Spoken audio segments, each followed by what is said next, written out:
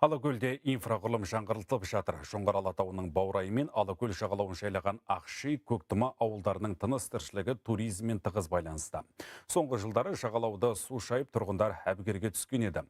Қазір елмекен маңында су бөгеті салынып жатыр. Сондай-ақ өңірдің туристік әлеуетін арттыру үшін электр желілері мен кәріз жүйесі қайта тартылып жатыр.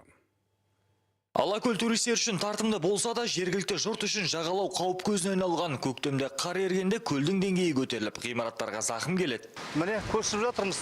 Мына жерде менің баням болған, кухням болған, бәрін бұлай көшірдім. Көл жағалауы қазір бекітіліп жатыр. Бөгет салынып біткенде мұндай мәселе туындамайды дейді мердігер. Жыл соңына дейін Көктұма ауылында биіктігі 6,5 метрден 14 метрге дейін 3,5 шақырым қорған салынады. Екінші этап Ақши 10,5 шақырым. Көктұма 2026 аяғына дейін бітеді, жұмыстары аяқталады. Ақши учаскесі 2028-де аяқталады. Демалыс аймағын таза ұстау өзекті мәселе. Киім ауыстыратын орындар мен дәретхана тапшылығы да болды. Енді Алакөл жағалауына қарайтын мемлекеттік коммуналдық кәсіпорын құрылды. Туристердің жайлылығы үшін қажеттінің бәрі орнатылмақ. Биылғы жылы қосымша тағы 100 контейнер маусым басылғанға дейін қойылады.